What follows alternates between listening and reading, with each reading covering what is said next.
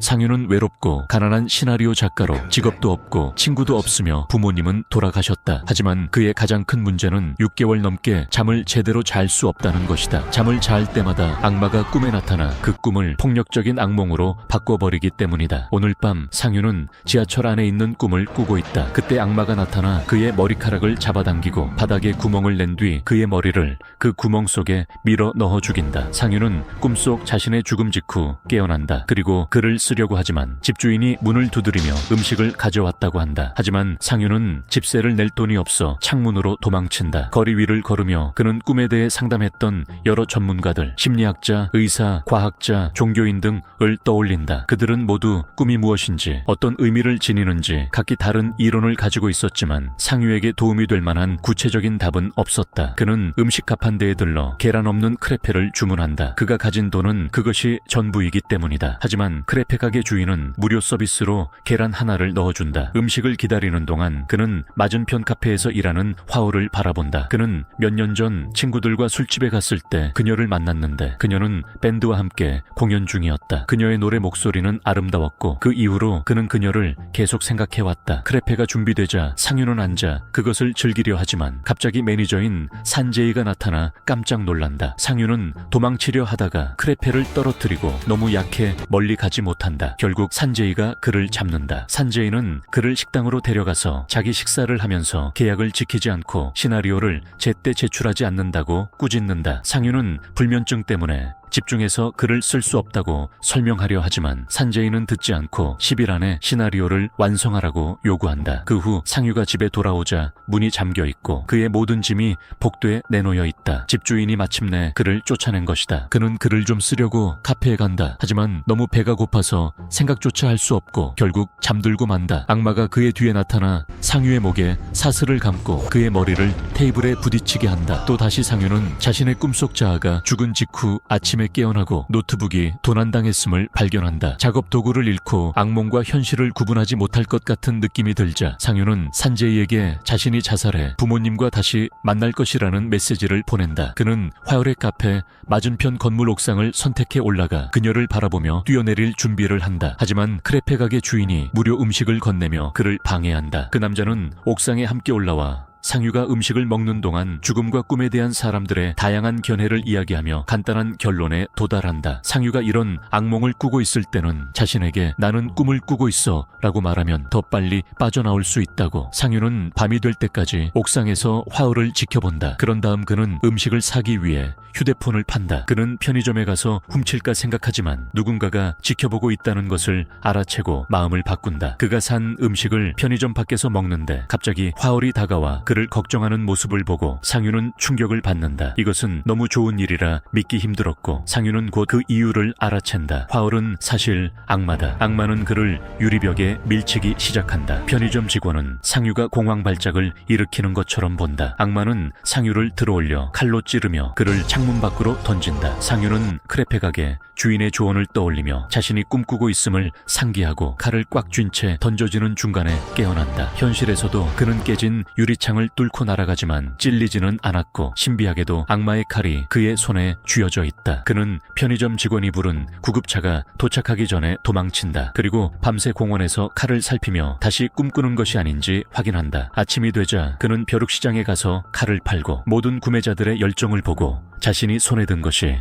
값진 것임을 깨닫는다. 그래서 대신 그는 검의 실제 가치인 2만을 받을 수 있는 전당포에 가기로 결정한다. 상유는 시간을 낭비하지 않고 바로 돈을 쓰기 시작한다. 새 컴퓨터를 사고 좋은 식당에서 식사를 하며 고급 호텔에 묵는다. 밤이 되자 그는 수면제를 먹고 평소 꿈이 시작되길 기다린다. 이번 꿈도 호텔에서 벌어지기에 방을 나와 복도를 탐험하며 꽃병을 짚고 나는 꿈을 꾸고 있어 라고 말한다. 하지만 아무 일도 일어나지 않는다. 조금 더 탐험하기로 결정했을 때 거대한 금도끼를 든 악마가 나타나 그를 쫓아온다. 악마는 무기로 그를 때리고 여기저기 내던지며 여러 상처를 입힌다. 그러나 몇 번 맞은 후 상유는 도끼를 붙잡고 나는 꿈을 꾸고 있어 라고 말한다. 다시 한번 그는 무기를 손에 쥔 채 상처 하나 없이 깨어난다. 도끼는 같은 전당포에 팔리고 그 돈은 또다시 바로 쓰인다. 상유는 좋은 옷과 새 차를 사고 배서 여성들과 술을 마시며 밤을 보낸다. 하지만 호텔 방에 돌아왔을 때는 그녀들을 안으로 돈으로 들이지 않고 그냥 택시비를 주고 돌려보낸다. 오늘 밤 그는 새로운 방법을 시도한다. 중요한 박물관 사진들이 실린 책을 본 후 잠들었는데 꿈은 정확히 그 사진 속 장소에서 펼쳐진다. 상윤은 골동품들을 둘러보며 감탄하다가 악마가 오기를 기다리기 위해 자리에 앉는다. 이번에는 악마가 총기를 들고 나타나 그의 계획에 어긋난다. 상윤은 달리며 총알을 피하지만 결국 악마에게 붙잡혀 죽임을 당한다. 상윤은 호텔 방에서 깨어나지만 아무것도 가져오지 못했기에 이를 미완성으로 남기고 싶지 않아 다시 수면제를 삼킨다. 꿈속으로 돌아가 다시 달리기 시작하고 특히 뛰어난 점프로 몇 발의 총알을 피한 뒤 2점의 골동품을 잡고 나는 꿈을 꾸고 있어 라고 말하며 깨어난다. 이번에는 상유가 그 보물을 부유한 수집가들과 거래하는 전문 골동품 상인들에게 가져간다. 그는 그 대가로 200만을 받고 자신의 방법에 관한 질문도 받지만 다행히 모두 잘 피한다. 가게를 나서려 할 때 자신이 죽은 줄 알았던 분노한 산재가 그에게 다가온다. 상유는 산지를 고급 레스토랑에 초대하고 예전에 시나리오 대금으로 받았던 돈을 갚으며 자신은 더 이상 글을 쓰지 않는다고 설명한다. 다음날 그는 마침내 화오의 카페에 들어간다. 라떼를 주문한 후 그녀가 자신을 기억하는지 묻지만 그녀는 기억하지 못한다. 또한 왜 가게를 팔려고 하는지 묻자 사업이 좋지 않고 카페가 오히려 빚만 쌓인다고 설명한다. 그날 밤 상유는 산지와 함께 저녁을 먹으며 술에 취하는데 산지는 친구의 갑작스러운 성공 비결을 간절히 알고 싶어 한다. 산지는 그를 호텔 방으로 데려가 침대에 눕히고는 떠나는 척한다. 하지만 대신 조용히 상유의 지갑과 수표책을 뒤지다가 상유가 금목걸이를 손에 든 채 깨어나 깜짝 놀란다. 비밀을 알게 된 산지는 자신도 그 사업에 참여하고 싶다고 간청한다. 상유는 망설이지만 고려해 본다. 다음날 상유는 화오의 카페를 사들이고 그녀가 계속 운영하도록 강력히 요청한다. 손실은 자신이 부담하고 수익은 함께 나누기로 한다. 감사한 화오는 그를 저녁 식사에 초대해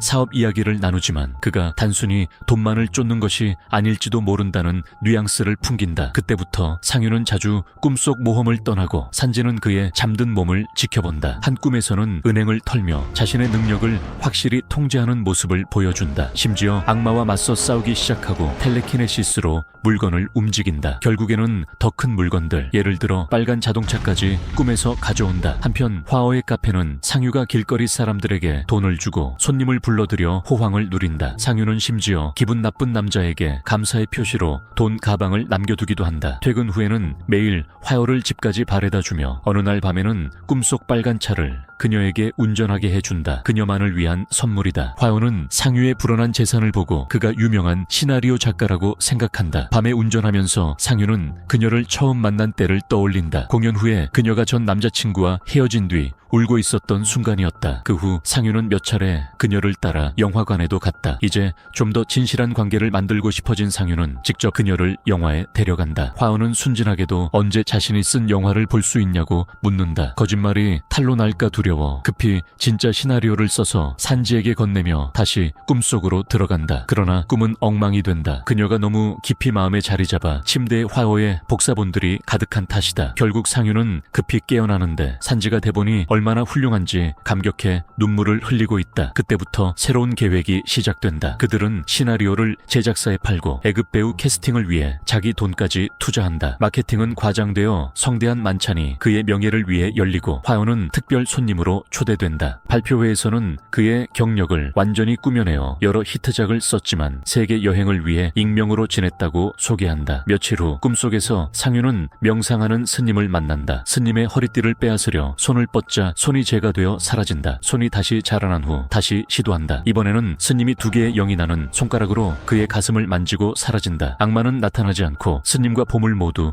녹아 없어진다. 또 다른 밤 상유는 화요를 자신이 한때 생을 마감하려 했던 옥상으로 데려가 불꽃놀이로 놀라게 한다. 그녀는 그가 갑자기 나타난 것처럼 갑자기 사라질 것인지 묻지만 그는 절대 그럴 일 없다고 약속한다. 이후 그녀의 아파트에서 상유는 긴장하며 자신의 마음을 고백할 말을 연습한다. 그러나 말을 꺼내기 전 가슴을 누군가가 쳐서 놀란다. 거울을 보니 스님이 만졌던 곳에 2개의 불길한 검은 선이 아직도 연기를 뿜고 있다. 상유는 불안해하며 산지의 야한 파티를 무시하고 집으로 달려가 바로 잠자리에 든다. 산지는 상유의 다음 꿈속 강탈을 경계할 준비가 되어 있었지만 이번에는 상유가 혼자 간다며 경비가 필요 없다고 말한다. 꿈속에서 상유는 키가 큰 버려진 건물 안에 있는 자신을 발견한다. 발코니에는 그림자 같은 인물이 서 있다. 다가가 보니 점점 먼지처럼 부서지는 자신의 나이든 모습임을 깨닫는다. 상유가 깨어나자 어깨에 새 상처가 생긴 것을 발견한다. 시간이 지나면서 이전 꿈에서 악마가 입힌 상처들과 정확히 일치하는 상처들이 하나둘 더 생기기 시작한다. 다음날 아침 상유는 지도를 받기 위해 그 소름 끼치는 남자를 만나러 간다. 하지만 평소 장소에 도착하기 직전 차가 급히 멈추고 복면을 쓴 남자들이 상유를 붙잡는다. 머리에서 가방이 벗겨지자 상유는 무장한 폭력배들이 둘러싼 폐가 안에 묶여있는 자신을 발견한다. 그들의 리더는 창재이다. 상유는 풀어주는 대가로 얼마든지 지불하겠다고 제안한다. 그는 몸값 1,000만 원을 협상한 뒤 산지에게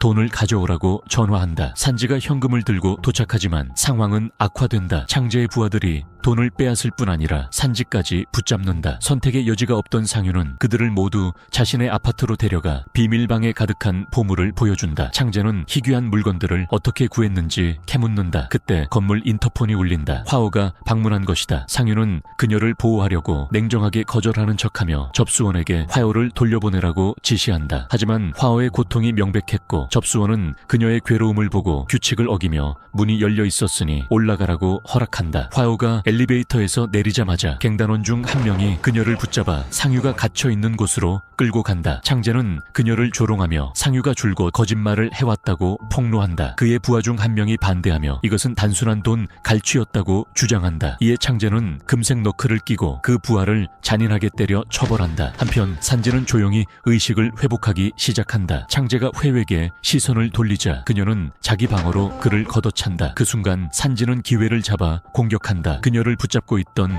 폭력배의 머리에 꽃병을 내리친다. 묶여있었던 상유는 붙잡고 있던 자의 팔을 물어 겨우 탈출하지만 옆구리에 칼에 찔린 상처를 입는다. 세 사람은 도망치지만 창재는 냉혹하게 그가 때린 부하를 총으로 쏜다. 상유의 부상으로 그들은 속도가 늦어지고 계단에서 곧바로 궁지에 몰린다. 한 폭력배가 다시 상유를 찌를 때 산지는 희생을 감수하고 그들을 도망치게 하기 위해 뒤에 남는다. 산지는 훈련된 2명의 폭력배를 상대할 수 없다. 그는 맞아 죽는다. 또 다른 폭력배가 상유와 화오를 따라잡아 둘 다 잔인하게 공격한다. 상유가 칼로 그의 등을 찔러도 거의 멈추지 않는다. 결국 두 사람 모두 기절한다. 어둠 속에서 상유는 고대 유적 같은 초현실적 풍경에서 깨어난다. 몸은 두꺼운 검은 진흙에 덮여 있는데 움직일수록 점점 사라진다. 그는 빛나는 아치형 문을 발견하고 만지자 꿈과 현실의 기억 그리고 구급체 실려가던 밤에 남겨진 또 다른 자신의 모습까지 기억이 쏟아진다. 더 깊이 헤매다 거대한 수정벽에 다다른다. 절박하게 꿈속에서 그랬던 것처럼 벽을 계속 내리치지만 결국 실혈로 쓰러진다. 그때 무서운 일이 일어난다. 그의 몸이 변하기 시작한다. 상유가 악마로 변신하는 것이다. 이제 손에 마체테를 쥔 그는 수정벽을 난도질하며 과거 대화들을 되새긴다. 이번에는 악마로서 그 의미를 으스스하게 바꾸면서 이 뒤틀린 현실에서 상유는 더 이상 듣기만 하지 않고 방역한다. 그의 환상 속에서 그는 집주인과 심지어 산지도 그가 더 잘 대해주지 않는다고 때린다. 마침내 수정벽이 산산조각 나자 악마가 뚫고 들어와 상유의 아파트에 직접 나타난다. 동시에 상유의 육체가 깨어난다. 악마는 무자비하게 폭력배들을 학살하며 필요할 때 이상한 화기를 소환한다. 그 후 악마는 상유 자신을 향해 돌진하며 그를 끝내려 한다. 하지만 상유가 중얼거린다. 나는 꿈을 꾸고 있어. 그러자 그가 꿈에서 가져온 골동품들이 그의 집과 부유한 수집가들의 집에서 하나둘 사라지기 시작한다. 상유는 다시 쓰러진다. 깨어나자마자 마치 모든 것이 초기화된 듯하다. 그는 밤에 편의점 밖에 다시 서 있다. 화오가 그를 발견하고 자신의 콘서트에서 본 적 있다며 연민을 느낀다. 그녀는 그를 집으로 데려가 따뜻한 국수 한 그릇을 내준다. 먹으며 화오는 한때 잡지에서 그의 단편 소설을 읽었고 그것이 아름다웠다고 고백한다. 그가 성공하려면 약간의 행운이 필요할 뿐이라고. 그녀는 그에게 카페에서 일자리를 제안한다. 상유는 자신이 항상 그녀가 자신을 지켜봤다는 것을 알았다는 사실에 눈물을 터뜨린다. 시간이 흐른다. 어느 날 두 사람이 함께 카페에서 일하는 동안 화오는 그에게 새 노트북을 선물하며 다시 글을 쓸 수 있도록 격려한다. 이후 상유는 식당에서 산지를 만나 자신이 준 돈을 돌려주려 한다. 그는 주문받아 글 쓰는 것이 아니라 마음에서 우러나서 쓰고 싶어 한다. 하지만 산지는 거절하며 오히려 돈을 더 준다. 산지는 상유의 오래된 대본 하나를 팔았다고 한다. 축하하며 상유가 계산을 하겠다고 고집한다. 이제 삶에 만족한 상유는 다시 그 그 기괴한 음식 장수를 찾아간다. 그 남자는 돈을 돌려주며 배에 난 흉터를 드러낸다. 자신도 한때 상위의 힘을 가졌었지만 혼란 대신 겸손한 삶을 선택했다고 고백한다. 그들이 이야기를 나누는 동안 꿈의 폐허가 희미하게 배경에 드러난다. 그리고 그 폭력배들을 학살한 새 악마가 꿈 세계에서 돌아온 밤부터 상유를 조용히 따라다녔다는 사실이 밝혀진다. 더 짜릿한 요약을 놓치지 않으려면 구독과 알림 설정을 잊지 마세요. 시청해주셔서 감사합니다.